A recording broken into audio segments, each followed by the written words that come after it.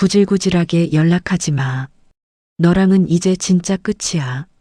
저는 말없이 가방 속에서 누런 봉투 하나를 꺼내 조수석에 가만히 올려두었습니다. 남편은 그렇게 차 문을 쾅 닫고 떠났어요. 그리고 정확히 10분 뒤 제 핸드폰은 미친 듯이 울리기 시작했죠.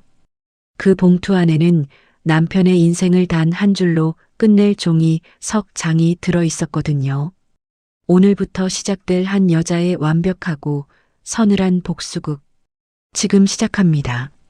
사연이 시작되기 전 좋아요와 구독을 눌러주세요. 오늘 하루 행운과 행복이 가득하시도록 기도해 드릴게요. 제 이름은 서윤진입니다. 올해로 35이 되었고 한때는 잘 나가던 회계사였습니다. 숫자 하나에 사람의 인생이 갈린다는 걸 일찍이 알았기에 저는 늘 꼼꼼하고 차분한 성격으로 자라왔습니다. 한번 결정한 일은 끝을 봐야 직성이 풀리는 사람, 그게 바로 저입니다. 저는 늘 이렇게 믿었습니다. 사람의 진심을 다하면 언젠가는 그 진심이 돌아온다고 말이죠. 그 믿음 하나로 10년을 살아왔습니다. 그리고 그 10년의 끝에서 저는 이혼 도장을 찍었습니다. 저는 평범한 집안의 둘째 딸로 태어났습니다. 아버지는 작은 철물점을 하셨고 어머니는 집에서 부업으로 살림을 보태셨죠.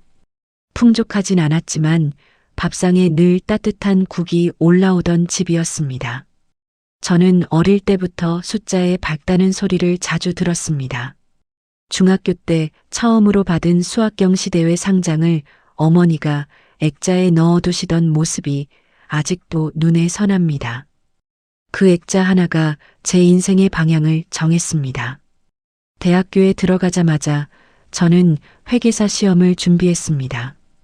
도서관 구석자리에서 컵라면 하나로 점심을 때우며 책장을 넘기던 22살의 저. 26에 합격 통지서를 받아들고 어머니 앞에서 처음으로 어른답게 울었습니다. 태호를 처음 만난 건 그 시험을 준비하던 24살 무렵이었습니다. 당시 저는 신림동의 한 고시원에 살고 있었고 태호는 그 고시원의 총무였습니다. 복도 끝 좁은 카운터 안에서 늘 똑같은 회색 후드티를 입고 책을 보던 청년. 그게 강태호였습니다. 아이고, 윤진 씨. 방에 곰팡이 폈다고 하셨죠?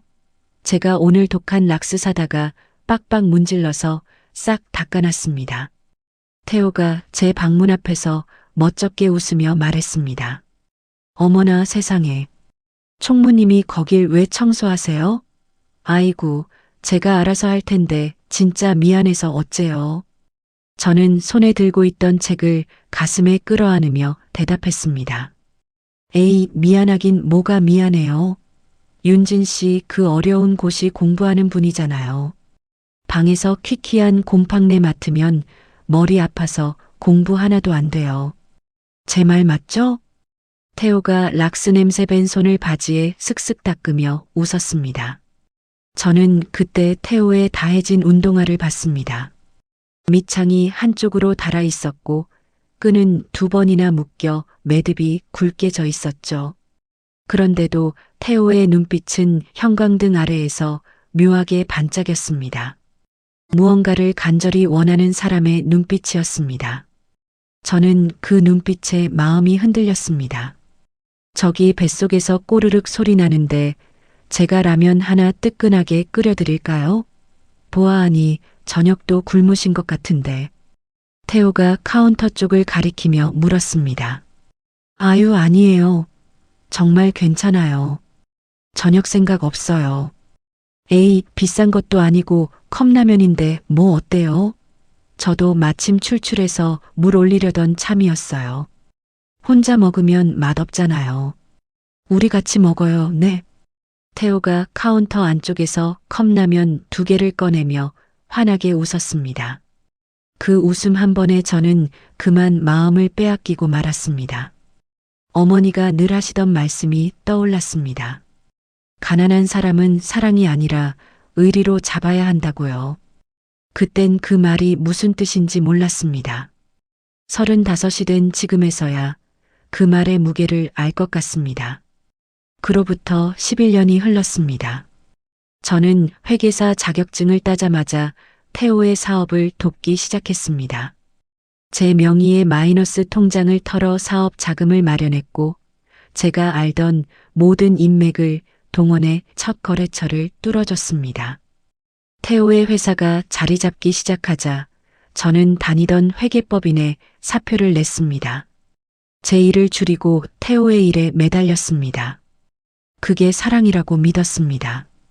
태호의 연봉이 처음 2억을 넘긴 날 저는 밤새 잠을 못 잤습니다.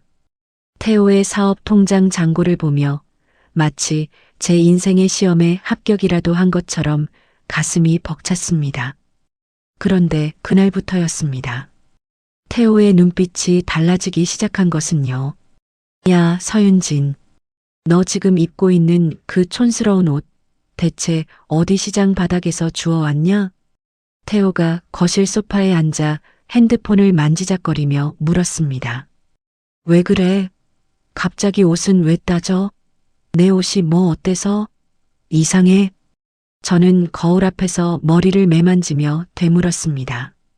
이상한 정도가 아니라 아주 꼴불견이다. 꼴불견. 야, 나 이제 연봉 2억 받는 대표야. 강태호 대표라고. 내가 너 같은 꼴을 하고. 부부 동반 모임 나가면 사람들이 내 등 뒤에서 뭐라고 수군대겠어? 사장 마누라가 파출부 같다고 비웃을 거 아니야. 태호야, 너 말이 좀 심하다. 나 이 옷 결혼하기 전부터 내가 사준 거라고 아껴 입던 거잖아.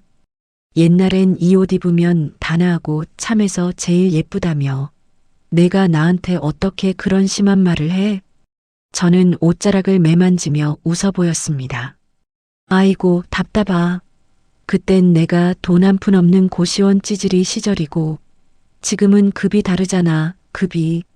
제발 나갈 때 그깟 궁상 좀 떨지 말고 비싼 옷 좀 사 입어. 얼굴은 푸석푸석해가지고 아주 정떨어지게 진짜. 태호가 자리에서 일어나 현관 쪽으로 걸어갔습니다. 저는 거울 속 제 모습을 한참 들여다봤습니다.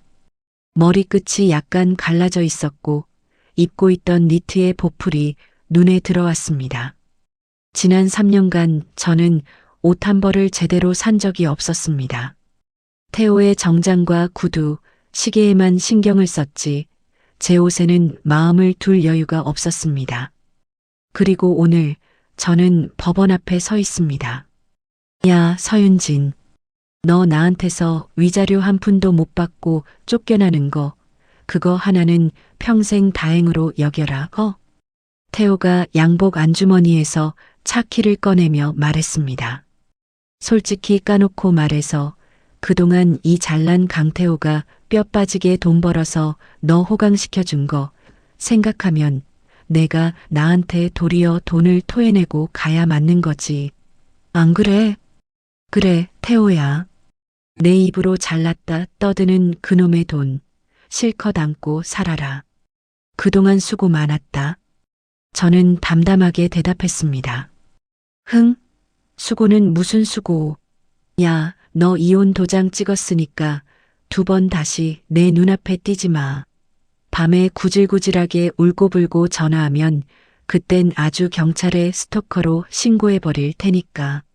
너랑 나랑은 오늘부로 완전 끝이라고. 태호가 손사래를 치며 차 문을 열었습니다. 걱정 마. 내가 죽어도 너한테 연락할 일은 없을 테니까. 그런데 가기 전에 이거 하나만 꼭 받아가라. 저는 가방 속에서 누런 서류 봉투 하나를 꺼냈습니다. 태호가 봉투를 힐끗 쳐다보며 코웃음을 쳤습니다. 참나 기가 막혀서. 그 촌스러운 누런 봉투는 또 뭐야? 안에다 뭐 구질구질하게 눈물 콧물 뺀 편지라도 썼냐? 아유 징그러워. 치워 안 받아. 아니 내가 꼭 확인해야 할 내 물건이니까 가져가. 내가 친절하게 내 비싼 차 조수석에 던져놓고 갈게. 저는 태호가 열어둔 조수석 문 안으로 봉투를 가만히 밀어 넣었습니다. 태호가 한심하다는 듯 혀를 찼습니다. 쯧쯧쯧. 야, 진짜 마지막까지 징글징글하게 청승 맞다. 그래, 어디 평생 그렇게 궁상 떨면서 잘 먹고 잘 살아봐라. 너답게. 태호가 운전석에 앉아 문을 쾅 닫았습니다. 저는 뒤로 한 발짝 물러섰습니다. 태호의 차가 매연을 뿜으며 큰 길 쪽으로 사라지는 모습을 끝까지 지켜봤습니다. 법원 앞 가로수 잎이 바람에 한번 흔들렸습니다. 저는 천천히 숨을 골랐습니다. 5분쯤 지났을까요? 가방 속 핸드폰이 진동하기 시작했습니다. 액정을 보지 않아도 누구인지 알 수 있었습니다. 저는 핸드폰을 꺼내지 않은 채 길가에 서 있던 빈 택시를 향해 손을 들었습니다. 손님, 어디로 모실까요? 기사 아저씨가 백미러로 저를 보며 물었습니다. 강남으로 가주세요. 기사님, 아주 천천히 가셔도 됩니다. 저는 가방 속에서 진동하는 핸드폰을 손바닥으로 한번 꾹 눌렀습니다. 진동이 손끝을 타고 팔뚝까지 전해졌습니다. 저는 차창 밖으로 시선을 돌렸습니다. 하늘이 유난히 맑은 날이었습니다. 태호가 집에 들어오지 않는 날이 늘어났습니다. 처음엔 일주일에 하루 이틀이었습니다. 그러다 사흘이 되고 나중엔 일주일에 닷새가 되었습니다. 저는 거실에 불을 켜둔 채 새벽까지 태호를 기다리는 일을 그만두었습니다. 대신 노트북 앞에 앉아 태호 회사의 법인카드 명세서를 한 줄 한 줄 들여다보기 시작했습니다. 숫자는 사람보다 정직합니다. 숫자는 거짓말을 하지 않습니다. 청담동의 한 호텔 라운지 새벽 2시, 강남의 모 술집 새벽 4시, 한 달치 명세서에 같은 호텔 이름이 7번 찍혀 있었습니다.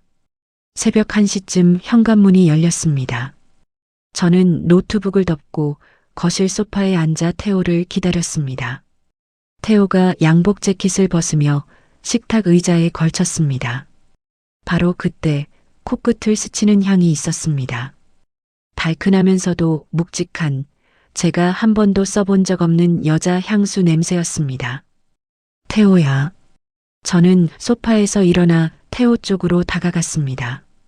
왜? 안 자고 뭐해? 태호가 넥타이를 풀며 시선을 피했습니다. 법인카드 말이야. 청담동 그 호텔, 이번 달에만 7번 찍혔던데. 또 시작이네. 또. 태호가 한숨을 푹 내쉬며 식탁 의자에 털썩 앉았습니다. 거기 비즈니스 미팅 자주 하는 곳이야. 너 그런 거 모르잖아. 새벽 2시에 무슨 비즈니스 미팅을 해. 영수증에 와인 2잔, 디저트 2개 찍혀 있더라. 저는 한 발짝 더 다가서며 또박또박 말했습니다. 서윤진. 태호가 식탁을 손바닥으로 한번 탁 쳤습니다. 너 진짜 집구석에만 박혀 있다 보니까 감이 떨어졌나 본데. 내가 지금 어떤 사람들 만나는지 너 알기나 해. 태호야, 나 회계사 출신이야. 잊었어.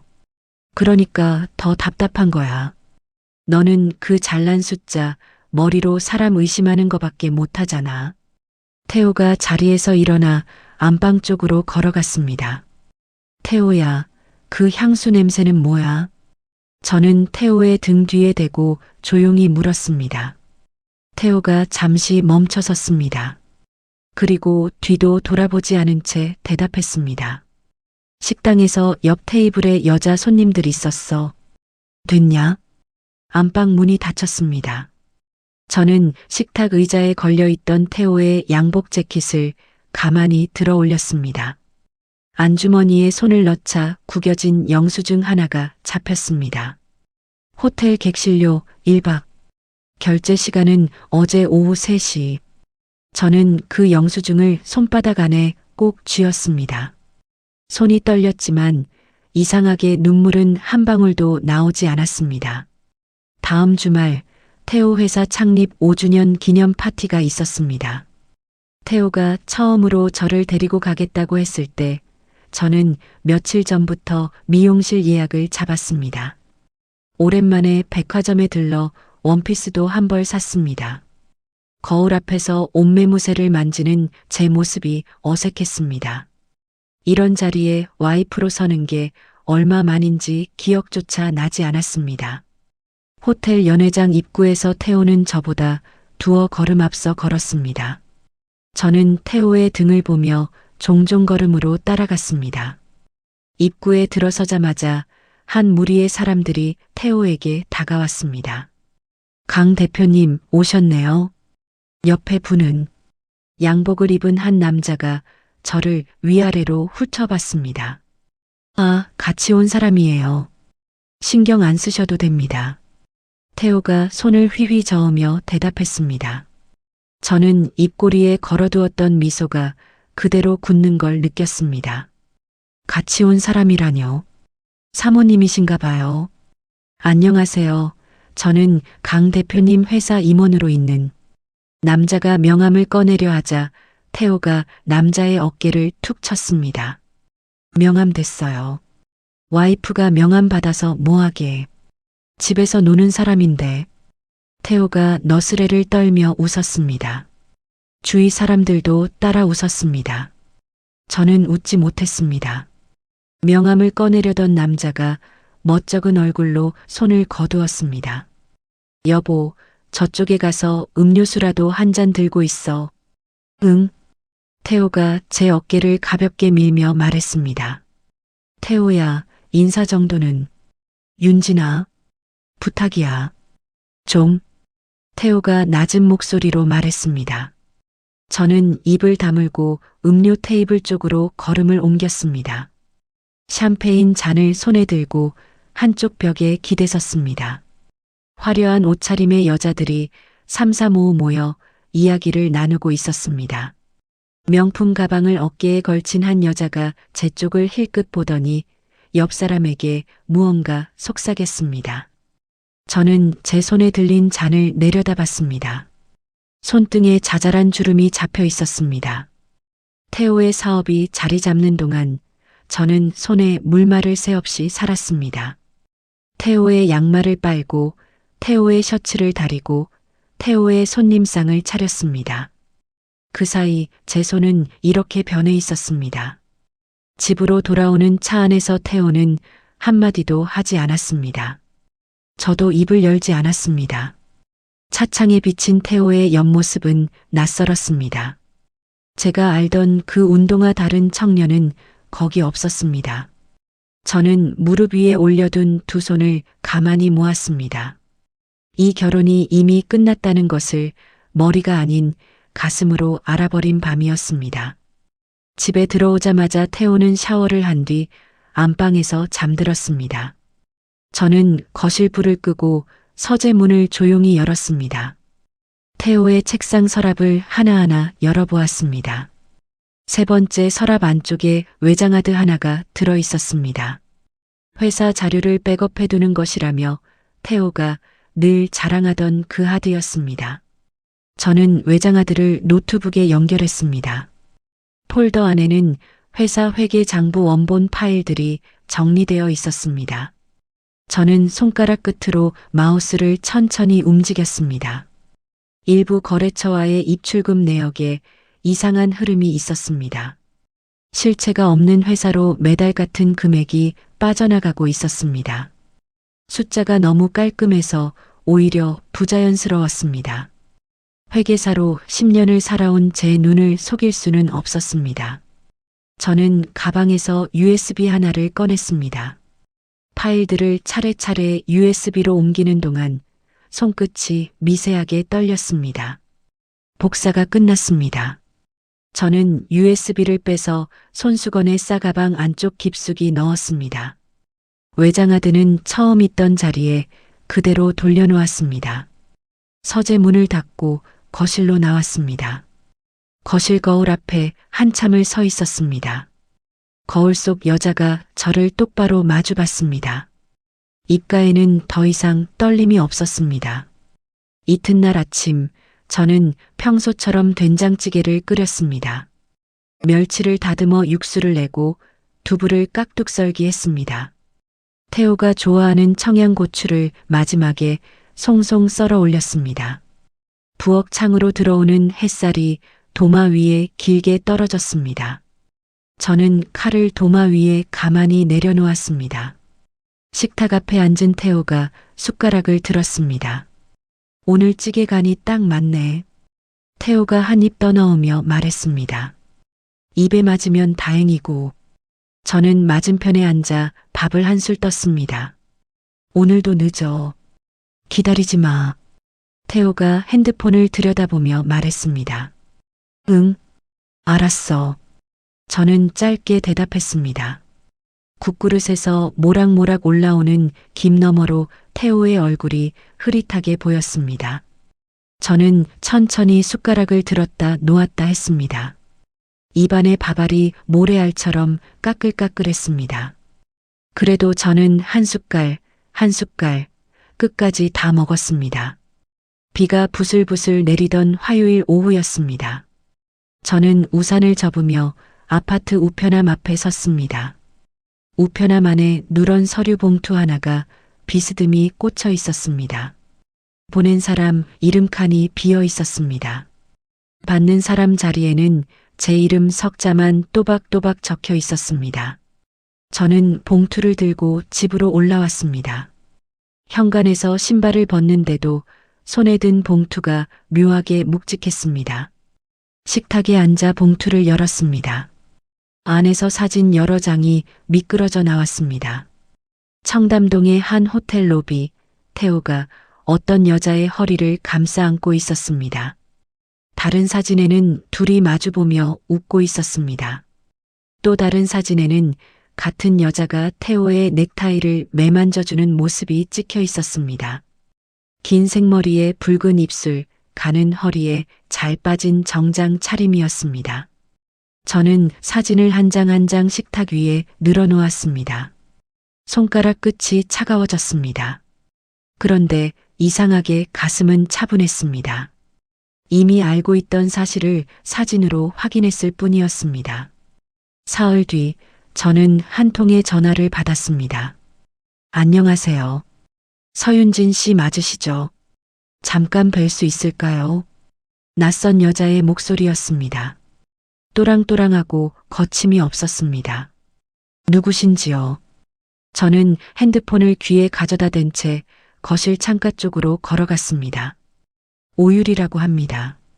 강태호 대표님 회사 임원으로 있어요. 그리고 사진 받으셨죠? 저는 잠시 숨을 골랐습니다. 어디로 가면 될까요? 제가 보내드릴게요. 강남의 조용한 카페예요. 다음 날 오후 저는 카페 문을 열고 들어섰습니다. 창가 자리에 한 여자가 다리를 꼬고 앉아 있었습니다. 사진 속에서 본 그 얼굴이었습니다. 유리가 저를 보더니 손끝으로 맞은편 의자를 가리켰습니다. 앉으세요. 커피 시켜놨어요. 저는 맞은편에 가만히 앉았습니다. 바로 본론으로 들어갈게요. 시간 아까우니까. 유리가 커피잔을 손바닥으로 감싸며 말했습니다. 네. 그러시죠. 언니, 이제 좀 놓아주세요. 태호 오빠도 사람이잖아요. 유리가 입꼬리를 살짝 올리며 말했습니다. 오빠라뇨? 저는 짧게 되물었습니다. 제가 오빠라고 부른다고 너무 놀라지는 마세요. 어차피 곧 제 남편이 될 사람인데요. 유리가 커피를 한 모금 마셨습니다. 태호 오빠가 그러더라고요. 윤진 언니는 10년 전 그 자리에 그대로 멈춰 있다고. 자기는 너무 멀리 와버렸다고요. 태호가 그렇게 말했어요. 저는 컵에 손을 대지 않은 채 유리를 바라봤습니다. 네. 솔직히 저도 보면서 안쓰럽긴 했어요. 언니 같은 분이 태호 오빠 옆에 계속 서 있는 거 어울리지가 않잖아요. 유리가 어깨를 한번 으쓱했습니다. 태호 오빠 회사 지분 곧 제 명의로 일부 넘어올 거예요. 그게 무슨 뜻인지 아시죠? 저는 입을 다물고 유리의 눈을 마주봤습니다. 유리가 시선을 피하지 않았습니다. 이혼해주세요. 깔끔하게. 위자료 그런 거 욕심내지 마시고요.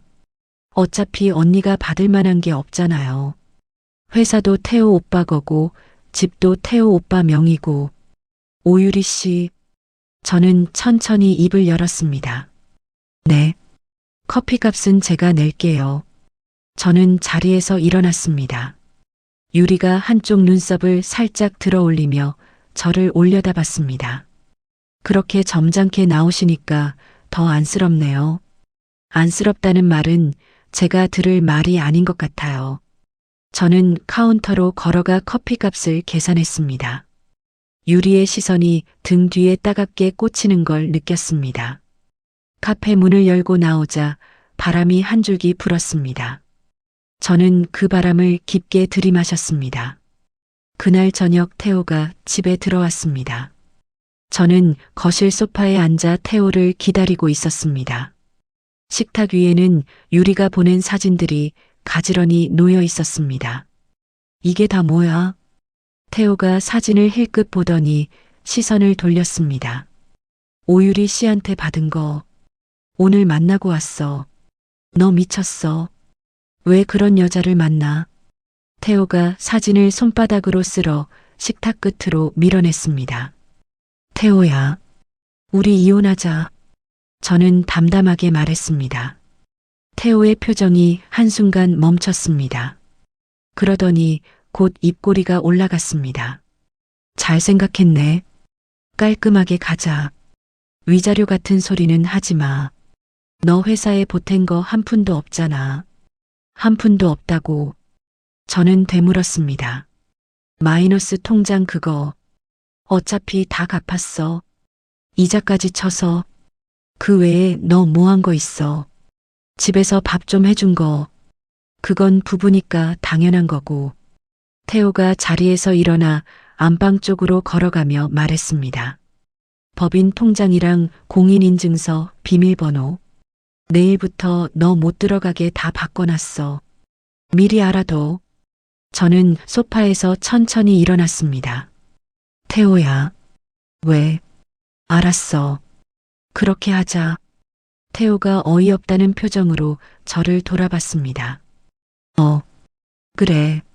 너 의외로 쿨하네. 그동안 정 떨어진 척 매달릴 줄 알았는데.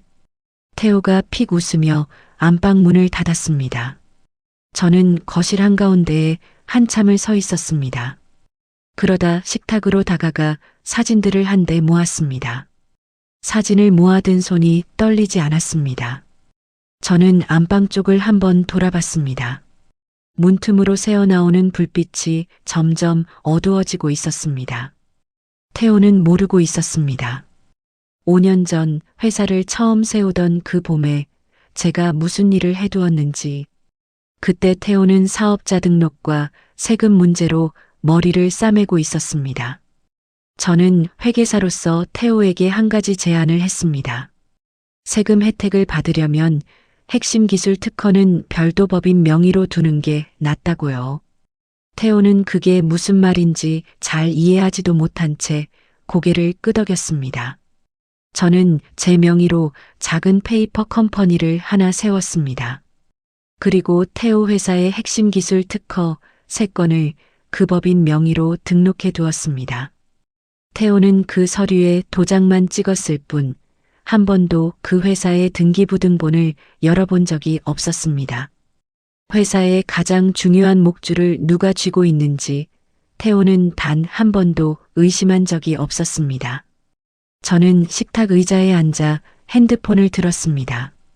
며칠 전부터 부재중 통화 목록에 같은 이름이 계속 떠 있었습니다.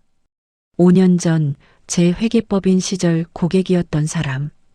태호 회사의 가장 큰 라이벌 기업 대표 최민혁이라는 이름이었습니다. 핸드폰 화면 위로 제 손가락이 잠시 머물렀습니다. 그때 거실 창밖에서 바람이 한번 크게 불었습니다. 저는 핸드폰 화면을 다시 어둡게 껐습니다. 조금만 더 기다리기로 했습니다.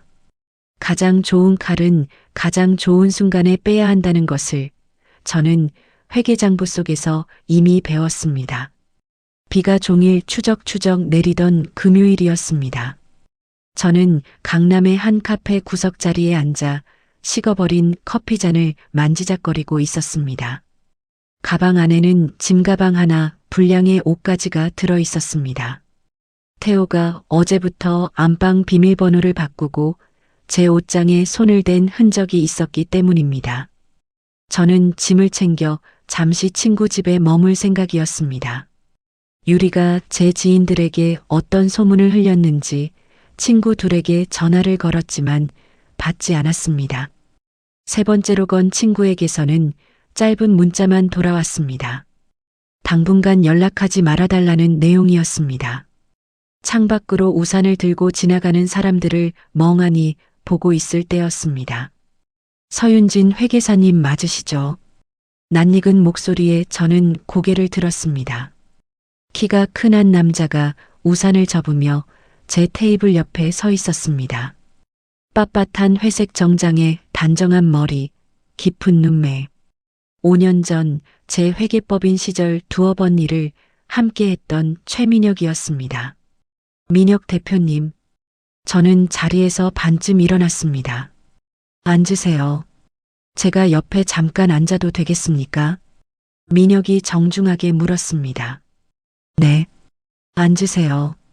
민혁이 맞은편에 앉으며 직원에게 따뜻한 커피 2잔을 주문했습니다. 몇 번 전화를 드렸는데 안 받으셔서요. 무례한 줄 알지만 오늘은 직접 뵙고 싶었습니다. 민혁이 차분한 어조로 말했습니다. 제 사정이 좀 복잡해서요. 죄송합니다.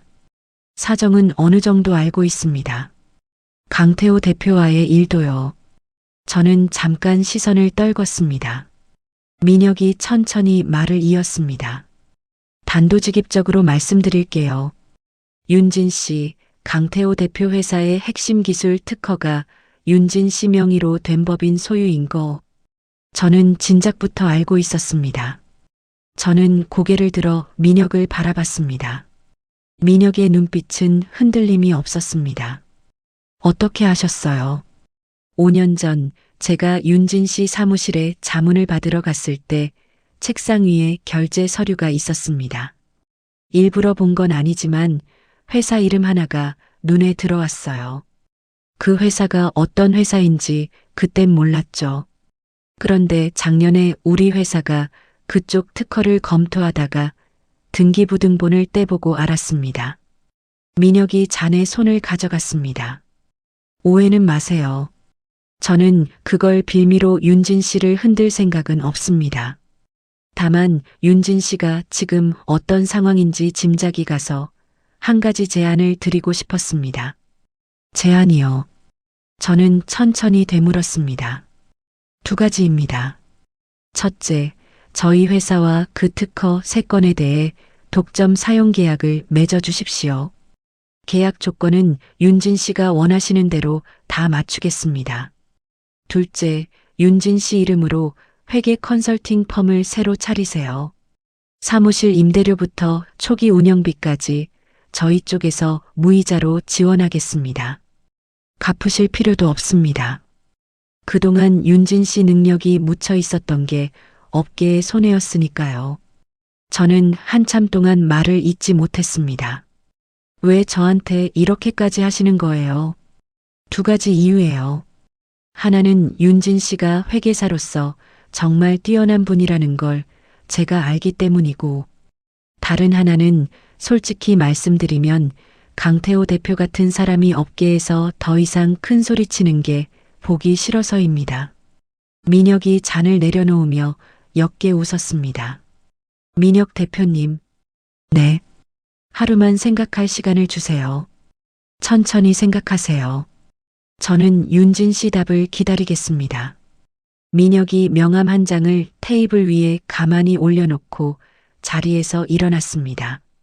민혁이 카페 문을 나서고 한참이 지나도록 저는 그 명함을 만지작거리며 앉아 있었습니다. 손끝에 명함 모서리가 닿을 때마다 가슴 한구석에서 무언가가 천천히 데워지는 느낌이었습니다. 이튿날 아침 저는 민혁에게 전화를 걸었습니다. 그날 오후 저는 강남 한복판의 한 빌딩 10층을 둘러봤습니다. 한쪽 벽 전체가 통유리로 된 한강이 멀리 내려다 보이는 작은 사무실이었습니다. 부동산 직원이 임대 계약서를 내밀었습니다. 계약자란에 저는 한 글자 한 글자 또박또박 제 이름을 적었습니다. 서윤진. 오랜만에 종이 위에 적어보는 제 이름이 낯설었습니다. 그리고 그 낯설미 묘하게 가슴을 두근거리게 했습니다. 다음 주 저는 태호 회사의 주요 투자자 명단을 정리했습니다. 5년 전 제가 직접 투자 유치 자료를 만들었던 사람들이라 이름과 연락처는 다 머릿속에 있었습니다. 저는 회계장부 사본에서 명백히 의심스러운 부분만 추려냈습니다. 실체 없는 거래처로 빠져나간 자금, 정체 모를 컨설팅 비용, 사적인 명품 결제 내역. 숫자만 봐도 한눈에 들어오는 자료였습니다. 저는 그 자료를 익명의 우편물로 만들어 투자자 5명에게 보냈습니다. 보낸 사람 이름 칸은 비워두었습니다.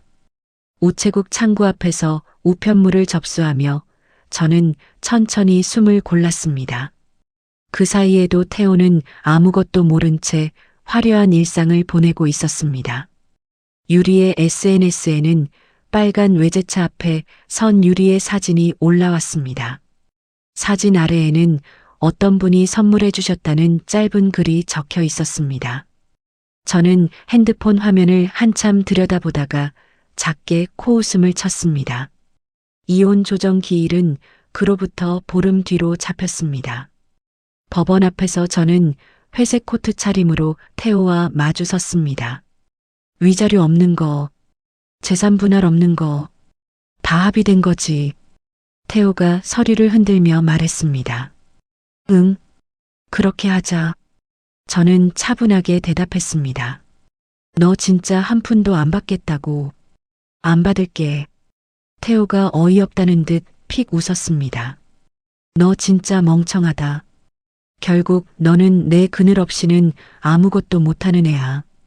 그거 인정하니까 이렇게 순순히 도장 찍는 거잖아. 그래. 내 말이 맞다고 치자. 저는 고개를 살짝 숙였습니다. 주머니 속에 손을 넣은 채 저는 손가락 끝으로 작은 녹음기 버튼을 한 번 더 눌렀습니다. 빨간 점이 깜빡이고 있다는 것을 저는 손끝의 감각으로 알 수 있었습니다. 조정 기일은 한 달 뒤야. 그날 정식으로 도장 찍는 거니까 늦지 마. 태호가 등을 돌리며 손을 흔들었습니다. 태호야. 저는 태호의 뒷모습을 향해 조용히 불렀습니다. 왜 또? 태호가 귀찮다는 듯 뒤를 돌아봤습니다. 잘 살아. 정말로. 걱정 마. 너 없이 훨씬 잘 살 거니까. 태호가 픽 웃으며 멀어졌습니다. 저는 그 자리에 잠시 서서 태호의 뒷모습이 사거리 모퉁이로 사라질 때까지 지켜봤습니다. 그날 밤 저는 새로 얻은 사무실의 빈 책상 위에 누런 서류 봉투 하나를 올려두었습니다. 봉투 옆에는 3장의 서류가 가지런히 놓여 있었습니다. 특허권 회수 통보서, 국세청 앞으로 발송 예정인 횡령혐의 고발장 사본, 주요 투자자 5명이 서명한 투자금 회수 요청서. 저는 그 3장을 한 장 한 장 천천히 봉투에 넣었습니다. 종이 모서리가 봉투 안쪽 벽에 닿을 때마다 작은 소리가 났습니다. 봉투의 입구를 풀로 발라봉했습니다. 다 발린 봉투를 책상 위에 가만히 세워두었습니다. 창밖으로 한강의 야경이 길게 펼쳐져 있었습니다. 저는 책상 앞 의자에 앉아 한참 동안 그 봉투를 바라봤습니다. 조명을 받은 봉투의 누런 빛이 묘하게 따뜻해 보였습니다. 저는 두 손을 무릎 위에 가지런히 모았습니다. 가슴이 평소보다 조금 빠르게 뛰었습니다. 하지만 손은 차분했습니다. 저는 의자에 기대어 천장을 한번 올려다봤습니다. 형광등 불빛이 눈에 잠시 시렸습니다. 법원 앞 가로수 잎이 햇살을 받아 노랗게 빛났습니다. 저는 회색 코트 안에 짙은 남색 원피스를 입고 있었습니다. 한 달 전 백화점에서 큰맘 먹고 산 옷이었습니다. 구두 굽이 보도블록에 닿을 때마다 또각또각 소리가 났습니다. 그 소리에 맞춰 제 심장도 차분하게 뛰고 있었습니다. 이혼 도장을 찍는 데는 채 15분도 걸리지 않았습니다. 법원 건물을 나오는 순간 머리 위로 푸른 하늘이 펼쳐졌습니다. 구름 한 점 없이 맑은 날이었습니다. 태호가 법원 계단을 먼저 내려와 검은 세단의 운전석 문을 열었습니다. 위자료 안 받는 거, 그거 하나는 끝까지 고맙게 생각해. 태호가 차키를 손가락 사이에 끼우며 말했습니다. 내가 너 그동안 먹여 살린 거 생각하면 너야말로 나한테 줄 돈이 있는 거 아니야. 태호야, 그동안 수고 많았어. 저는 담담하게 대답했습니다. 수고는 무슨, 구질구질하게 연락하지 마. 너랑은 이제 진짜 끝이야. 태호가 손사래를 치며 운전석 쪽으로 다가갔습니다. 이거 하나만 받아가. 저는 가방 속에서 누런 서류 봉투를 꺼냈습니다. 태호가 봉투를 힐끗 보더니 코웃음을 쳤습니다. 뭐야? 편지라도 썼냐? 됐어, 안 받아. 내 거니까 가져가. 조수석에 놓아둘게. 저는 태호가 열어둔 조수석 문 안으로 봉투를 가만히 밀어 넣었습니다. 봉투가 가죽 시트 위에 부드럽게 미끄러졌습니다. 끝까지 청승이네. 잘 살아라. 너답게. 태호가 운전석에 앉아 문을 쾅 닫았습니다. 저는 뒤로 한 발짝 물러섰습니다. 태호의 차가 매연을 뿜으며 큰 길 쪽으로 사라졌습니다. 저는 천천히 숨을 골랐습니다. 그리고 가로수 옆에 세워두었던 빈 택시를 향해 손을 들었습니다. 강남 청담동 쪽으로 가주세요. 저는 뒷자리에 앉아 가방을 무릎 위에 올렸습니다. 택시가 출발한 지 10분쯤 지났을 무렵 가방 속 핸드폰이 미친 듯이 진동하기 시작했습니다. 액정을 보지 않아도 누구인지 알 수 있었습니다. 저는 핸드폰을 꺼내 화면을 슬쩍 봤습니다. 강태호라는 세 글자가 화면을 가득 채우고 있었습니다. 저는 수신 거부 버튼을 가볍게 눌렀습니다. 화면이 어두워졌습니다. 잠시 후 다시 진동이 울렸습니다. 이번에는 차단 버튼을 길게 눌렀습니다. 택시가 청담동의 한 호텔 앞에 멈춰 섰습니다. 민혁이 회사 사람들과 함께 마련한 오픈 파티가 그곳에서 열리고 있었습니다. 호텔 로비에 들어서자 안내 직원이 저를 알아보고 정중하게 길을 안내했습니다.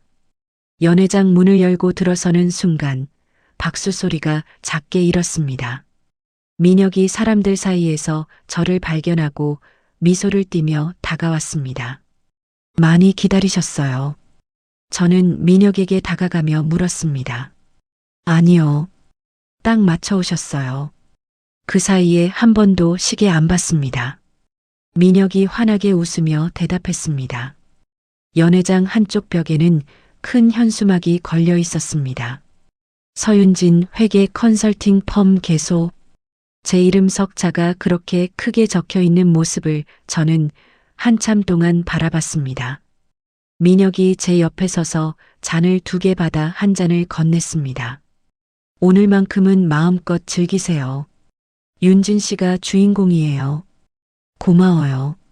진심으로. 저는 잔을 받아들고 작게 부딪혔습니다. 잔이 부딪히는 맑은 소리가 연회장 천장까지 올라갔습니다. 그때 한 여자가 저에게 다가왔습니다.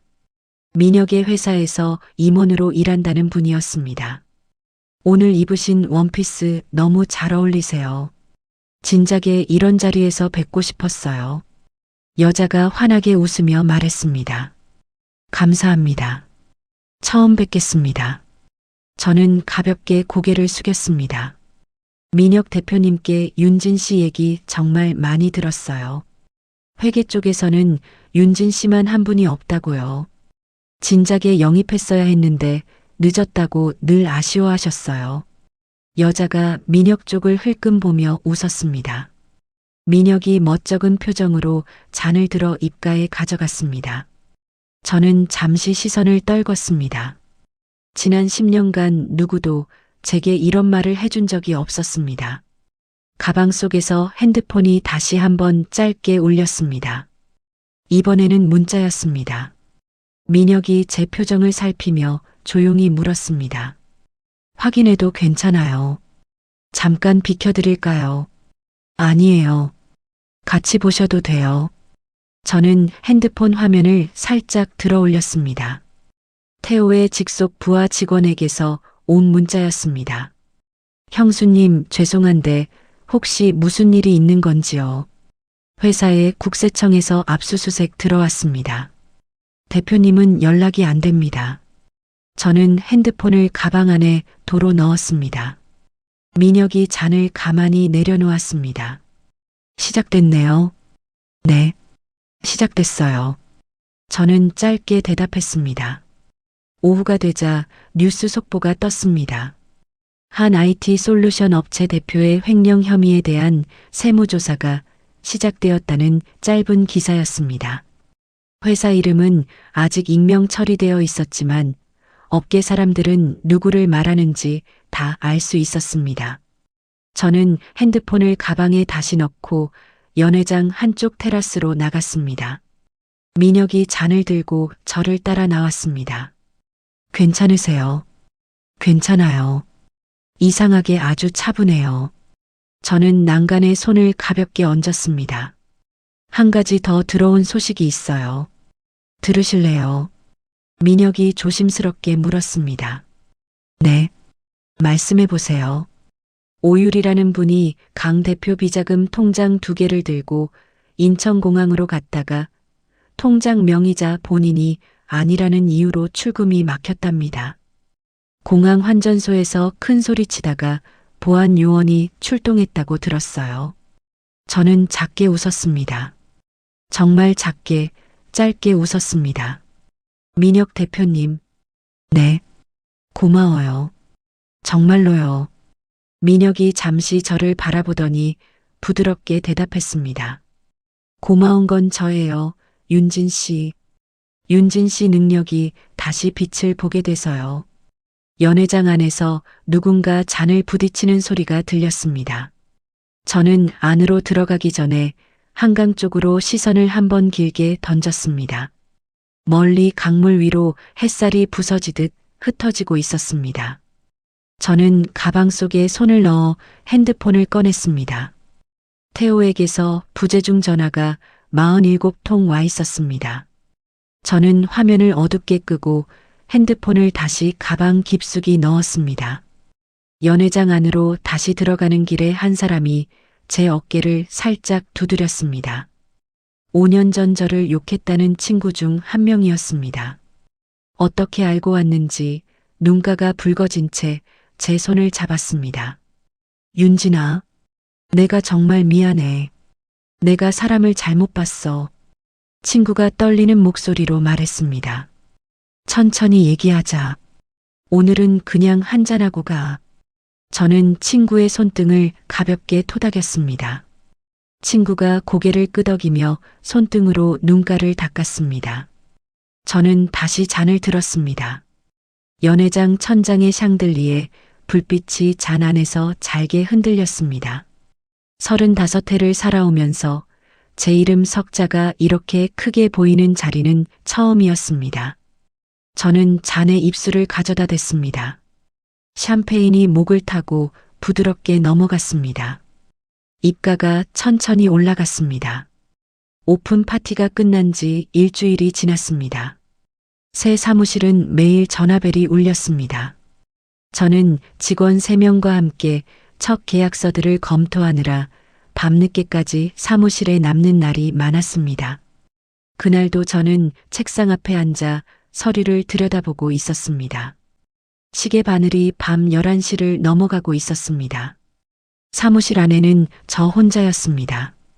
복도 끝에서 무언가 부서지는 소리가 들렸습니다. 처음엔 청소 카트가 넘어진 줄 알았습니다. 그런데 그 소리가 점점 가까워졌습니다. 쾅 하는 소리와 함께 사무실 유리문이 흔들렸습니다. 보안문 비밀번호 입력기가 부서져 바닥에 떨어져 있었습니다. 태호가 어깨로 문을 밀치며 안으로 들어왔습니다. 한쪽 손에는 길쭉한 무언가가 들려 있었습니다. 가까이 다가오는 태호의 얼굴이 형광등 불빛 아래에서 시뻘겋게 달아올라 있었습니다. 술 냄새가 몇 미터 밖에서도 진하게 풍겨왔습니다. 내가 감히 내 인생을 망쳐. 태호가 책상 앞으로 비틀거리며 다가왔습니다. 태호야, 진정해. 저는 의자에서 천천히 일어났습니다. 진정. 너 지금 나한테 진정하라고 했어. 윤진이 너. 태호가 손에 들고 있던 것을 책상 위에 쾅 내려놓았습니다. 부엌칼이었습니다. 칼날에 형광등 불빛이 차갑게 비쳤습니다. 저는 무릎이 후들거리는 걸 느꼈습니다. 그래도 발을 떼지 않았습니다. 내가 다 죽일 거야. 너부터. 그 다음 그 최민혁이라는 놈까지.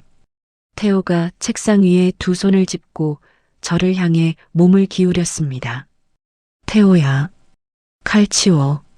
저는 떨리는 목소리를 누르며 말했습니다. 치울 거였으면 안 들고 왔겠지. 태호가 손등으로 입가를 닦으며 말했습니다. 그때 비상벨 소리가 복도에 울려 퍼졌습니다. 민혁이 미리 준비해두라고 일러주었던 책상 밑 비상 버튼을 저는 어느 틈엔가 발끝으로 누른 모양이었습니다. 5분도 채 지나지 않아 경찰관 2명이 사무실 안으로 들어왔습니다. 태호는 발버둥을 치며 끌려나갔습니다. 내가 다 까발릴 거야. 너 이 여자 산업 스파이야. 회사 기밀 라이벌사에 다 팔아넘긴 년이라고. 태호가 복도 끝까지 끌려가며 소리를 질렀습니다. 저는 깨진 유리문 앞에 한참을 서 있었습니다. 다리에 힘이 풀려 책상 모서리를 잡았습니다. 손바닥에 식은 땀이 흥건했습니다. 다음 날 아침 인터넷 포털 뉴스 화면에 제 사진이 떴습니다. 전 남편의 회사 기밀을 라이벌사에 팔아넘긴 여성 회계사. 제목 아래에는 어디서 구했는지 모를 제 옛날 증명사진이 박혀 있었습니다. 저는 노트북 화면을 가만히 들여다봤습니다. 기사 댓글 창에는 차마 눈뜨고 보기 힘든 욕설들이 줄지어 달려 있었습니다. 사무실 전화벨이 쉴 새 없이 울렸습니다. 받으면 욕설이 흘러나왔습니다. 받지 않으면 부재중 알림이 끝없이 쌓였습니다. 직원 한 명이 조심스레 다가왔습니다. 대표님, 어제 계약하시기로 했던 두 분이 계약 연기하시겠다고 연락 왔어요. 직원이 고개를 떨구며 말했습니다. 알았어요. 너무 걱정하지 말아요. 저는 직원의 어깨를 가볍게 토닥였습니다. 오후가 되자 더 충격적인 소식이 들려왔습니다. 민혁의 회사 주가가 장중에 10% 가까이 흔들렸다는 기사였습니다. 산업 스파이와 손잡은 기업이라는 식의 보도가 줄을 이었습니다.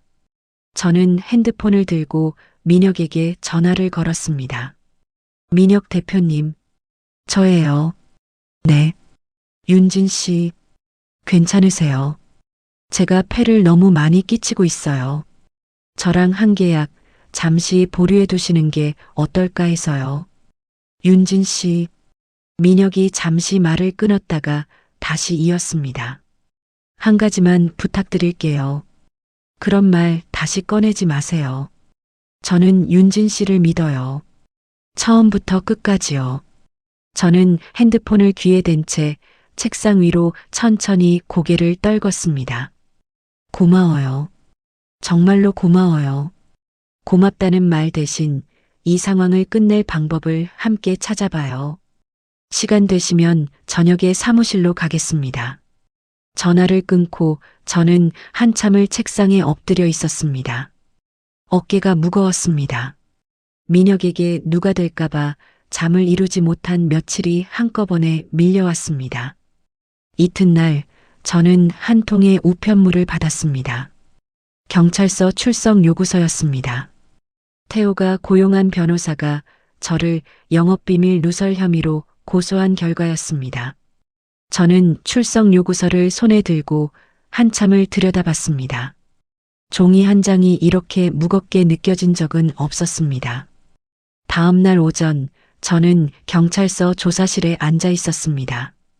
형사 2명이 마주 앉아 차가운 표정으로 서류를 넘겼습니다. 서윤진 씨, 강태호 씨 회사의 핵심 기술 자료를 빼돌렸다는 진술이 있습니다. 어떻게 생각하십니까?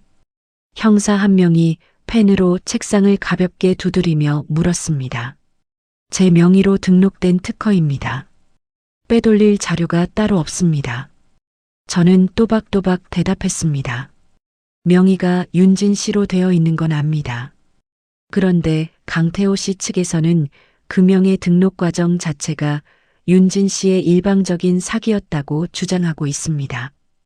형사가 서류 한 장을 책상 위로 밀어 보였습니다.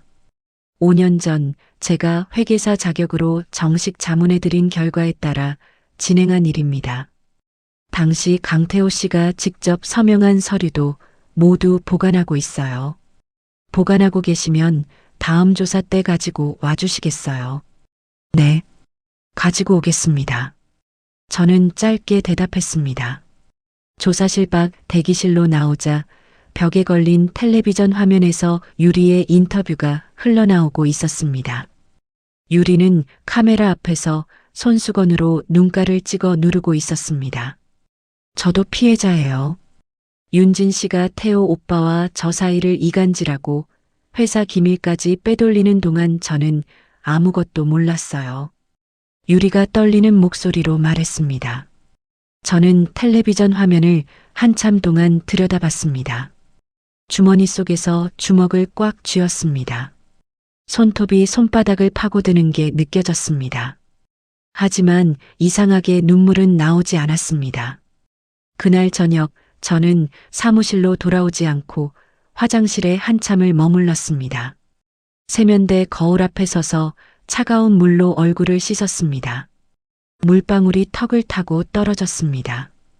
거울 속 제 얼굴은 핏기가 없었습니다.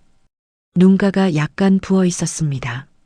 저는 거울 속 저 자신을 똑바로 바라봤습니다. 서윤진, 여기서 무너지면 안 돼. 저는 작은 목소리로 중얼거렸습니다. 내가 10년을 버틴 사람이야. 며칠을 못 버틸 사람이 아니야. 거울 속 여자가 천천히 고개를 끄덕였습니다. 저는 손등으로 얼굴에 묻은 물기를 닦아냈습니다. 가방을 다시 어깨에 메고 화장실 문을 열었습니다. 복도 끝 창문으로 저녁놀이 길게 들어오고 있었습니다. 저는 그 빛 속으로 천천히 발걸음을 옮겼습니다. 구두 굽소리가 복도에 일정하게 울렸습니다. 한 걸음 한 걸음. 저는 그 소리에 맞춰 호흡을 가다듬었습니다. 집으로 돌아온 그날 밤 저는 잠을 자지 않았습니다. 거실 책상 위에 노트북을 펴놓고 클라우드 접속창을 띄웠습니다. 화면 위에 깜빡이는 커서를 한참 동안 바라봤습니다. 5년 전 회사를 처음 세우던 그 봄에 제가 따로 만들어둔 비공개 클라우드였습니다. 태호의 진짜 장부. 그러니까 태호가 회사 자금을 어디로, 얼마나, 어떻게 빼돌렸는지가 고스란히 적힌 이중 장부의 원본이 그 안에 잠들어 있었습니다. 저는 비밀번호를 한 글자씩 입력했습니다. 숫자와 영문자가 섞인 16자리 비밀번호였습니다. 마지막 글자를 입력하고 엔터키를 눌렀습니다. 화면이 새로 열리며 폴더 목록이 펼쳐졌습니다. 저는 민혁에게 전화를 걸었습니다. 민혁 대표님, 자료 다 정리됐어요. 내일 아침에 기자분들 모실 수 있을까요? 몇 분 정도로 부를까요? 믿을 만한 분들로 5분 정도면 돼요. 준비할게요. 윤진 씨는 자료에만 집중하세요. 전화를 끊고 저는 자료를 분류하기 시작했습니다. 실체 없는 거래처로 매달 빠져나간 자금 흐름표, 태호의 개인 통장으로 흘러들어간 돈의 원천, 유리의 명품 결제에 쓰인 법인카드 영수증 200여 장, 태호가 변호사 선임 비용으로 건넨 현금 봉투의 출처 자료. 저는 자료마다 색깔 다른 견출지를 붙여 분류했습니다. 새벽 5시가 되어서야 마지막 견출지를 붙였습니다. 창밖이 푸르스름하게 밝아오고 있었습니다. 다음 날 오전 사무실 회의실에 기자 5명이 모였습니다. 저는 회의실 가운데 자리에 앉았습니다.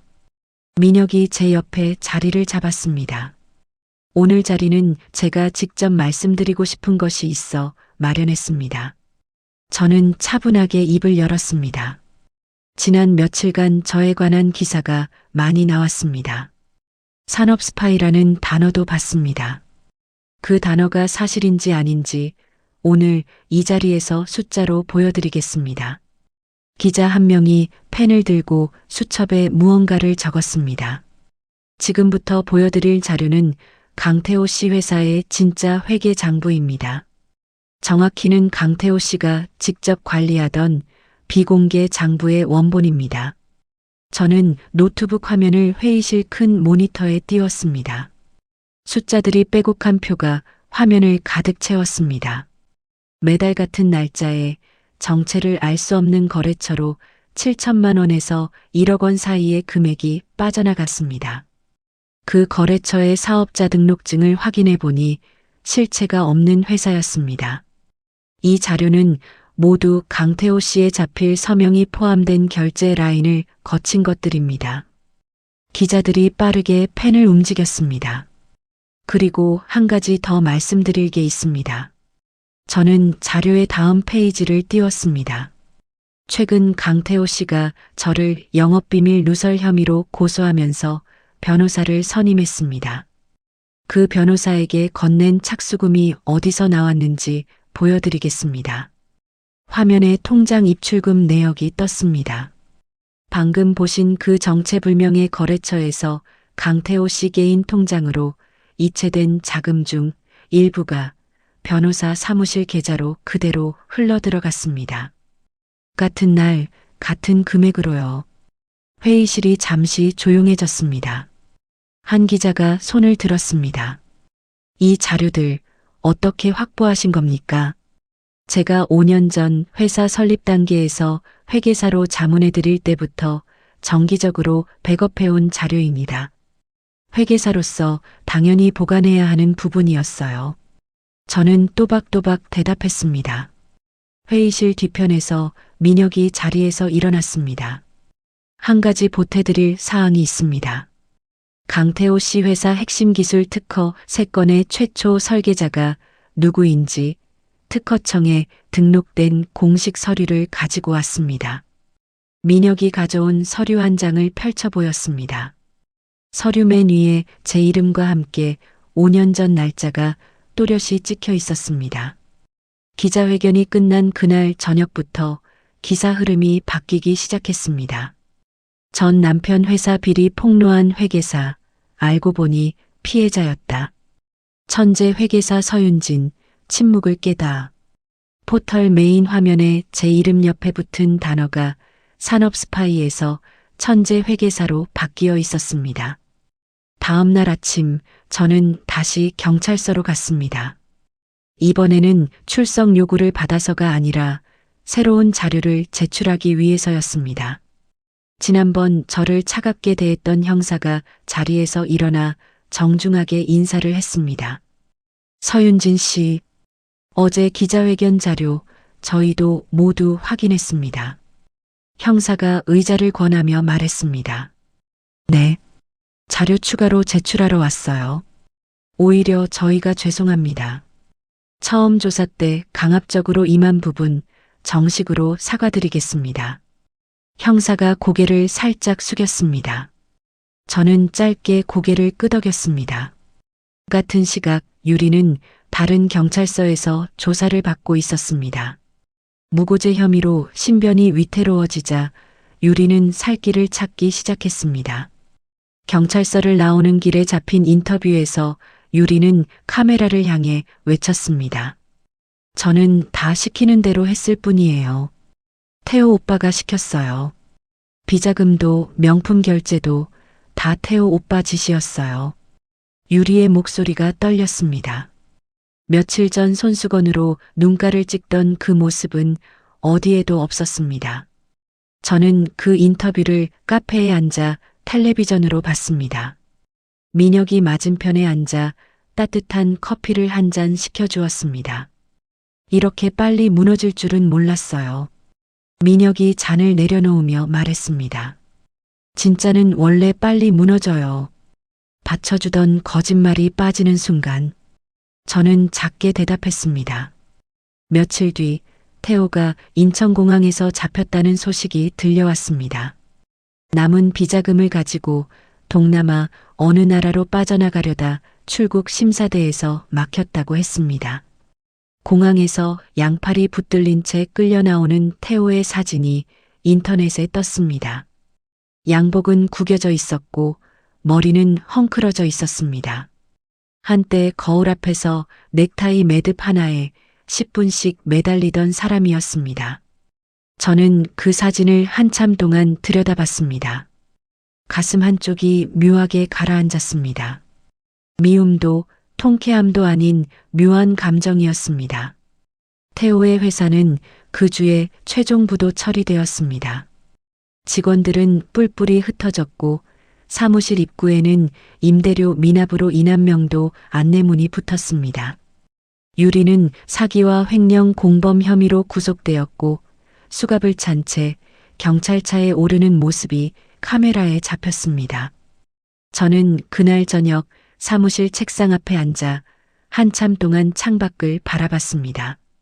한강 위로 길게 늘어진 다리에 불이 하나씩 켜지고 있었습니다. 민혁이 사무실 문을 가볍게 두드리고 들어왔습니다. 손에는 작은 화분 하나가 들려 있었습니다. 개업 선물 늦었지만 다시 드려요. 민혁이 화분을 책상 위에 가만히 올려놓았습니다. 작고 단단한 잎이 달린 화분이었습니다. 고마워요. 저는 화분의 잎을 손끝으로 한번 가볍게 만졌습니다. 이제 진짜 다 끝난 거 맞죠? 네. 다 끝났어요. 민혁이 옆자리 의자에 가만히 앉았습니다. 저는 화분에서 손을 떼고 옆자리에 앉은 민혁 쪽으로 고개를 돌렸습니다. 민혁이 미소를 띤 채 저를 바라보고 있었습니다. 저도 입가에 작게 웃음을 띄웠습니다. 창밖에서 불빛이 한번 잘게 흔들렸습니다. 어디선가 멀리 강바람이 한 줄기 불어오는 듯 했습니다. 1년이 흘렀습니다. 저는 강남의 한 빌딩 17층, 한강이 길게 내려다 보이는 사무실에서 하루를 시작합니다. 서윤진 회계 컨설팅 펌. 1년 전 작은 10층 사무실에서 시작한 회사는 직원 15명 규모로 커졌습니다. 업계에서는 까다로운 인수합병 자문이나 복잡한 회계 정리를 맡길 때 제일 먼저 제 이름을 떠올린다고들 합니다. 아침에 출근하면 책상 위에 새 계약서가 두세 건씩 올라와 있습니다. 오늘 아침도 그랬습니다. 비서가 사무실 문을 가볍게 두드리고 들어왔습니다. 대표님, 우편물 도착했어요. 비서가 책상 위에 봉투 몇 통을 가지런히 올려놓았습니다. 고마워요. 커피 한 잔 부탁할게요. 네, 바로 가져다 드릴게요. 비서가 문을 닫고 나갔습니다. 저는 봉투들을 한 통씩 살펴봤습니다. 계약문이 2통, 학회 초청장 1통, 그리고 맨 아래에 손글씨로 주소가 적힌 누런 봉투 1통이 있었습니다. 받는 사람 자리에 제 이름이 또박또박 적혀 있었습니다. 보내는 사람 자리에는 짧게 한 단어만 적혀 있었습니다. 강태호. 저는 봉투를 손에 든 채 잠시 책상에 기대섰습니다. 글씨체에 힘이 빠져 있었습니다. 한자 한자가 빗둘거렸습니다. 한때 회사 결제 서류에 또박또박 사인을 휘갈기던 그 사람의 손이라고 믿기지 않을 정도였습니다. 저는 봉투를 가만히 책상 한쪽에 놓아두었습니다. 잠시 후 비서가 커피를 들고 들어왔습니다. 대표님, 그 봉투 답장 보내실 거예요? 비서가 조심스레 물었습니다. 아니요. 답장 안 보낼 거예요. 저는 봉투를 들어 책상 옆에 놓인 파쇄기 입구 앞으로 가져갔습니다. 열어보지도 않으세요. 열어보지 않을 거예요. 읽지 않는 것도 답이에요. 저는 봉투를 그대로 파쇄기에 밀어 넣었습니다. 드르륵 소리와 함께 봉투가 잘게 갈려 내려갔습니다. 종이가 잘리는 그 짧은 소리가 끝나자 어쩐 일인지 어깨에 얹혀있던 무언가가 함께 떨어져 나간 느낌이 들었습니다. 오후에는 업계 모임에 다녀왔습니다. 한 후배 회계사가 제게 다가와 인사를 했습니다. 대표님, 저 사실 대표님 때문에 회계사 시험 다시 도전하게 됐어요. 후배가 수줍게 웃었습니다. 저 때문에요. 네. 작년에 대표님 기사 보고요. 저런 분도 다시 일어서시는데 저도 다시 해보자 싶어서요. 저는 후배의 손을 가만히 잡았습니다. 잘 생각했어요. 끝까지 해봐요. 끝까지 가본 사람만 알아요. 그 끝에 뭐가 있는지. 후배가 눈가를 살짝 붉히며 고개를 끄덕였습니다. 저는 후배의 어깨를 가볍게 한번 두드렸습니다. 모임을 마치고 저는 한강 산책로 쪽으로 걸음을 옮겼습니다. 민혁이 그 자리에서 저를 기다리고 있었습니다. 민혁은 단정한 카키색 자켓을 입고 강을 바라보며 서 있었습니다. 제가 다가가자 민혁이 천천히 뒤를 돌아봤습니다. 오래 기다렸어. 저는 민혁의 옆에 가서 섰습니다. 5분도 안 됐어. 강바람이 좋아서 오히려 더 있고 싶었어. 민혁이 부드럽게 대답했습니다. 저와 민혁은 어느 순간부터 서로에게 반말을 쓰고 있었습니다. 그 시작이 언제였는지는 기억나지 않습니다. 어느 날 늦은 저녁 함께 야근을 하다가 자연스럽게 그렇게 되었던 것 같습니다. 오늘 그 편지 받았어. 저는 민혁 쪽으로 살짝 고개를 돌렸습니다. 강태호 씨 편지. 응. 읽었어. 안 읽었어. 파쇄기에 그대로 넣었어. 민혁이 잠시 저를 바라봤습니다. 잘했어. 그 사람 글자 윤진이 눈으로 다시 들어갈 자격 없어. 민혁이 천천히 강 쪽으로 시선을 돌렸습니다. 민혁아. 응. 고마워. 그동안 고맙다는 말은 이제 그만하자. 오늘부터는 그냥 같이 걷자고만 해줘. 민혁이 가만히 웃었습니다. 저는 민혁의 옆모습을 잠깐 봤습니다. 강 위로 어둠이 내려앉기 시작했습니다. 다리 위 가로등에 불이 하나씩 들어오는 모습이 강물에 길게 비쳤습니다. 저와 민혁은 산책로를 따라 천천히 걸었습니다. 바람이 시원하게 불었습니다. 이 바람을 1년 전에 맞았다면 저는 그저 차갑다고만 느꼈을 것입니다. 그런데 오늘은 달랐습니다. 바람이 시원했고 그 시원함이 가슴 안쪽까지 닿았습니다. 산책로 끝에서 우리는 한 카페에 들어갔습니다. 민혁이 따뜻한 차를 2잔 주문했습니다. 창가 자리에 앉아 저는 한참 동안 잔 안에서 피어오르는 김을 바라봤습니다. 무슨 생각해? 민혁이 조용히 물었습니다. 옛날 생각. 어떤 옛날? 24살 때 고시원에 살던 윤진이. 컵라면 하나에 점심 때우면서 시험 준비하던 그 윤진이. 저는 잔을 2손으로 감싸쥐었습니다. 그 윤진이한테 10년만 견디면 너 정말 멋진 사람이 된다고 말해주고 싶어. 다른 사람한테 매달리지 말고 너 자신을 위해 살라고. 민혁이 조용히 고개를 끄덕였습니다. 지금 그렇게 살고 있잖아. 응. 이제는 그렇게 살아. 저는 잔에 입술을 가져다 댔습니다. 따뜻한 차가 목을 부드럽게 타고 넘어갔습니다. 집으로 돌아온 저는 거실 책상 앞에 앉았습니다.